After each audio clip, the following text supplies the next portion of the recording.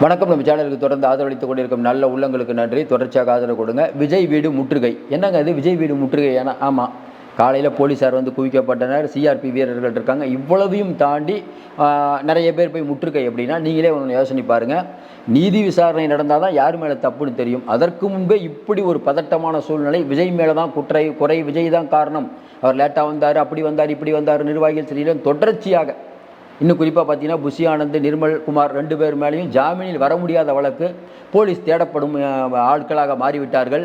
இனிமேல் அவர்கள் என்ன செய்ய போகுது என்று தெரியவில்லை. தாவாக்கா அப்படிங்கிற ஒரு கட்சியை அப்படியே ஃப்ரீஸ் பண்ணக்கூடிய வேலையில் ஏகப்பட்ட பேர் பண்ணிட்டு இருக்காங்க. ஏன்னா ஒரு ஆள்கிட்ட சண்டை போட்டால் பரவாயில்ல, பிஜேபி திட்டுறாரு, அதிமுகவும் திட்டுறாரு, திமுகவும் திட்டுறாரு. ஒட்டுமொத்தமாக அந்த சிஸ்டம் சேரும், அதில் மாற்று கருத்தே இல்லை. சிபிஐ விசாரணை வேணும்னு இன்றைக்கி வந்து விஜய் தரப்பு கேட்டிருக்காங்க. நியாயமான கோரிக்கை. இன்னும் குறிப்பாக பார்த்தீங்கன்னா சிபிஐ மட்டும் சரியாக விசாரிச்சிருவாங்களாம் நீங்கள் கேட்குறீங்க. யாராவது ஒருத்தரை நம்பி தான் ஆகணும். ஏன்னா சிபிஐயும் சென்ட்ரல் கவர்மெண்ட்டோடைய அந்த ஏஜென்சிக்கு கீழே தான் வருது. இன்னொரு பக்கம் ஆளுநர் அறிக்கை கேட்டிருக்காரு. இன்னொரு பக்கம் பார்த்தீங்கன்னா போலீஸ் மோசன் ஒரு பக்கம், விஜய் மோசன் ஒரு பக்கம். பெரும்பாலும் விஜய் தான் அதுக்கு காரணம்னு சமூக ஊடகங்களில் ஒட்டுமொத்த சிஸ்டமும் வேலை செஞ்சு கொண்டு இருக்கிறது. யாருக்காக வேலை பார்ப்பார்கள், அந்த சிஸ்டம் எப்படி வேலை பார்க்கும்? விஜய் அவர்களும் திரிஷா அவர்களும் வந்து தனி விமானத்தில் போகும்போது அதை யார் இந்த அளவுக்கு பெரிய விஷயமாக்குனதுங்கிறது ஊரே அறியும். அப்போ விஜய்ங்கிற ஒருத்தர் பல பேரும் எதிரியாக நினைக்கிறார்கள். ஏன்னா எல்லாரோடைய ஓட்டையும் பிரிக்கிறார்.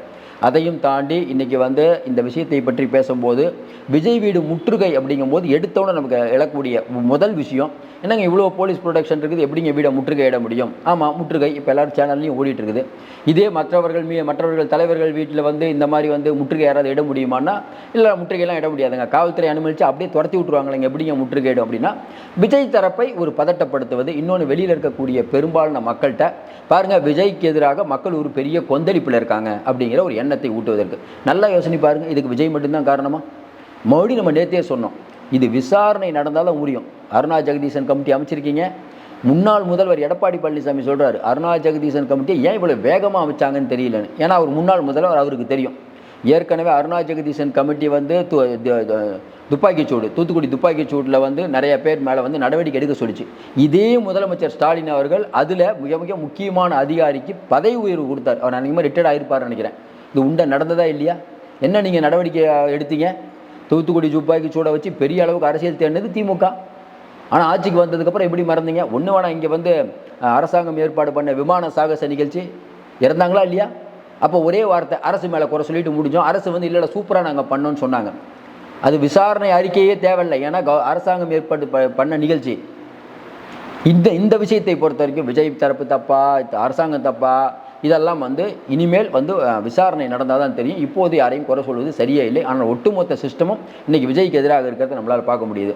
இன்னும் குறிப்பாக பார்த்தீங்கன்னா விஜய் இப்போ அறிவிச்சிருக்கார், 20 லட்ச ரூபா நாங்கள் கொடுக்குறோம், 2 லட்ச ரூபா நிதி கொடுக்குறோம் அப்படின்ட்டு.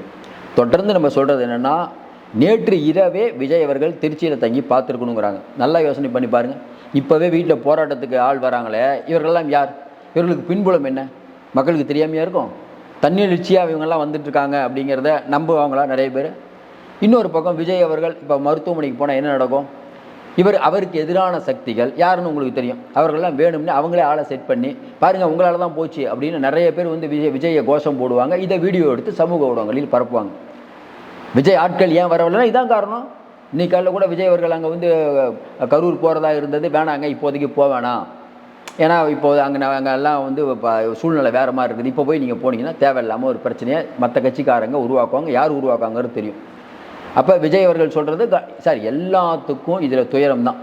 யாராவது ஒருத்தர் மகிழ்வாங்களா?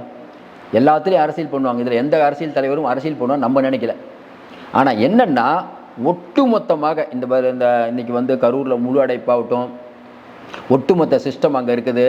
இது எல்லாத்தையும் பார்க்கும்போது இன்றைக்கி எல்லாரும் சேர்ந்து, அதாவது ஒட்டுமொத்தமாக அங்கே போகக்கூடியவங்களுக்கு எல்லாம் என்ன எண்ணம்? என்னங்க விஜய்னு ஒருத்தர் வந்து இவ்வளோ கட்டுக்கடக்காத கூட்டம், உள்ளுக்குள்ளே என்னங்க நினைப்பாங்க? நல்லா யோசனை பாருங்கள். இன்றைக்கி எல்லா கட்சிக்கும் ஒரு பெரிய எதிரியாக விஜய் இருக்கார்ல. 1967 அண்ணா அவர்கள் வந்து காங்கிரஸை வீழ்த்தினார், ஒரே எதிரி. 1977 எம்ஜிஆர் அவர்கள் திமுக வீழ்த்தினார், கலைஞர்கள் வீழ்த்தினார், ஒரே எதிரி. விஜயகாந்த் அவர்கள் ஜெயலலிதாமாவையும் கலைஞரையும் வைத்தார், 2 எதிரி. இன்றைக்கி அப்படியா? பிஜேபியை திட்டுறாரு, அதிமுகவை திட்டுறாரு, திமுக திட்டுறாரு. 3 பேரும் அதிகாரத்தில் இருக்கக்கூடிய 2 பேர்களை பகைச்சிக்கிட்டு அரசியல் பண்ணுறது மிக மிக கஷ்டம். இப்போ இவங்க வந்து ஒரு நபர் ஆணையம் போட்டாங்க. அந்த பக்கம் பார்த்தா சிபிஐ விசாரணை கேட்குறாரு விஜயை. சிபிஐ விசாரணை அப்படி என்றாலும் அது சென்ட்ரல் கவர்மெண்ட் கீழே தான் இருக்கக்கூடிய அமைப்பு. யாராவது ஒருத்தரை நம்பணும். அப்போ யாராவது ஒருத்தருடைய பாதுகாப்பில் இன்னொன்று என்னென்னா, யாராவது ஒருவர் நினைத்தால் விஜயை மாட்டி வைக்க முடியும். இதான் இன்றைக்கி இருக்கக்கூடிய நிலவரம். ஏன்னா இன்றைக்கி இருக்கக்கூடிய நிலைமையில் எல்லாமே நியாயமாக நடக்கும் நம்மளால் சொல்ல முடியாது.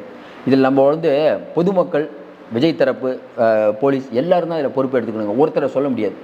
ஏன் நம்ம சொல்கிறோம்னா, இவ்வளோ பேர் வரவேணான்னு சொன்னு போனது யார் குற்றம்?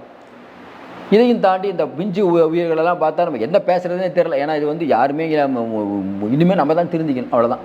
அதுக்கு அடுத்த விஷயம் என்ன, புஷி ஆனந்த் மேலேயும் நிர்மல்குமார் மேலேயும் வழக்கு. ஏற்கனவே அவங்க நிறைய இடம் கேட்டாங்க, அதெல்லாம் அதெல்லாம் சின்ன இடம், இப்போ பெருசாக இடம் கொடுத்துருக்கோன்னு காவல்துறை சொல்லுது. இப்போ புஷி ஆனந்த் அவர்களை கார்னர் பண்ணுறதுக்கு காரணம் என்னென்னா, இயற்கையிலேயே இனிமேல் பொலிட்டிக்கலாக இதை பொலிட்டிக்கலாகவும் அணுகுவாங்க. ஏன் அப்படி? நீங்கள் அந்த 2 பேரையும் மிக முக்கியமானவர்கள். புஷி ஆனந்த் அவரை தூக்கி நீங்கள் உள்ளே வச்சிங்கன்னா வச்சுக்கோங்களேன், விஜயுடைய செயல்பாடுகள் முடக்கலாம். உண்மைதான் அது. ஓரளவுக்கு கூட இருக்க ஒரு ஆள் போனால் அவருக்கு தான் எல்லா விஷயத்தையும் பகிர்ந்துட்டு இருப்பார். அவர் போனால் விஜய்க்கு பெரிய இழப்பு தான். ஏன்னா அடுத்த திருப்பத்தூர் கூட்டங்குது, வேலூர் கூட்டங்குது, தொடர்ந்து பிப்ரவரி மாதம் வரைக்கும் கூட்டங்குது. அப்போ அந்த கூட்டங்களுக்கு பலவிதமான சிக்கல்களை ஏற்படுத்தலாம். ஒரு அரசியல் கட்சி அப்படிங்கிறது தன்னுடைய கருத்துக்களை கூட இன்றைக்கி மக்களிடம் சொல்ல வேண்டும் என்றால் அதிகாரத்தின் துணை தேவைப்படுது. அதான் நம்ம சொல்லிகிட்டு இருப்போம். விஜய் அவர்களுக்கு தொடர்ந்து நம்ம என்ன சொல்கிறோம், விஜய்களுக்கு பிரச்சனை என்ன, அவருடைய முகம் பலம். ஆனால் பலவீனம்ங்கிறது இன்னும் தெரிந்த முகங்கள் இல்லை. அதையும் தாண்டி மிகப்பெரிய அளவில் பணம் இல்லை. ஒரே நேரத்தில் இவ்வளோ பேரை எதிர்க்க வேண்டியது அவசியம் இல்லை. விஜய் அவர்கள் அதிமுக பேசியிருக்க வேணாம் தான் நம்ம தொடர்ந்து சொல்லிட்டு இருந்தோம்.